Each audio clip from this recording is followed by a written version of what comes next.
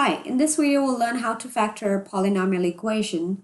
X squared plus 2x minus 8. This equation is in the form of a quadratic equation. So we're going to write the quadratic equation in standard form, which is ax squared. The standard form of quadratic equation is ax squared plus bx plus c. So here, first thing we have to do is we need to identify our a, b, and c's. Okay. So first of all, a is the coefficient of x squared. B is the coefficient of x, and C is the constant term. Okay, so let's see, what is my A? My A in my equation is going to be, I don't have any coefficient of x squared, so I'm going to assume this as 1, okay? So the coefficient of x squared is 1 in my equation, so I'll write A is equal to 1. Then let's see, what is my B? My B is the coefficient of x. In my polynomial equation, the coefficient of x is positive 2, so I'm going to write here 2. Make sure you include them with their signs. Since this is positive, I don't have to write positive in front of a number. Then let's see, what is my constant term? My constant term, C, is negative 8.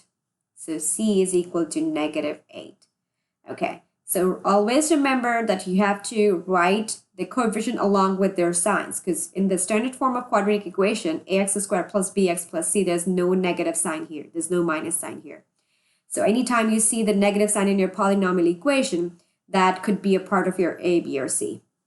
Okay, now we're going to use the AC method. In this, we multiply A and C. So we're going to write the product of AC, which is my A is 1, my C is negative 8. So I'll write that inside the parentheses. 1 times negative 8 is going to be negative 8. Okay, now the most important step is I need to think of two factors. I'm going to make two circles first, okay? So this times, and then this should be equal to, okay, and then this plus this should be equal to. So I have to think of two factors which when multiplied should give me negative 8, which is my AC, okay? I need to think of two factors which when multiplied to give me negative 8, which is my AC, but when added should give me the middle term, which is 2. My middle term is B, which is equal to 2. So think of two factors which when multiplied should give negative 8, but add up to 2, which is your middle term. Okay, so first of all, we're going to list down the factors of 8. Forget the sign. Forget about the negative sign. We're going to figure that out later. But first of all, we have to list down the factors of 8. So factors of 8 are 1 times 8, okay? 4 times 2 or 2 times 4, okay? And then what else? Yeah, that's it, I think. So let's try 1 times 8, 1 and 8. Let's see if that goes here. 1 times 8, or what? So we're not worrying about the sign right now. 1 times 8 is going to be 8. Now let's see, is 1 plus 8 or 1 minus 8, is that equal to 2? Is that possible? If you add 1 and 8, will you get 2? No. If you subtract 1 and 8, can you get 2? No, that is not possible. So this factor is not going to work out. Okay, now we'll try 4 and 2. So let's see. 4 times 2 is going to be 8, which is good. Right now I'm not looking at the sign. I'm not looking at the sign at all. 4 plus 2 is equal to 6. But 4 take away 2 could be 2, right? 4 take away 2 is 2. It's not could be 2, it's 2. So 4 minus 2 is going to be 2. So this will work out. This is going to work out. So we're going to write here 4 and 2. So I'm going to write here 4, 2, 4, 2. Now, let's think about this.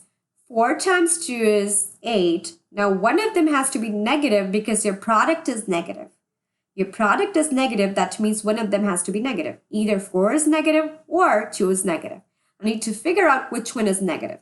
So let's see, if I say that 4 is negative, so either 4 could be negative or 2 could be negative, right? One of the options. So let's see if 4 is negative.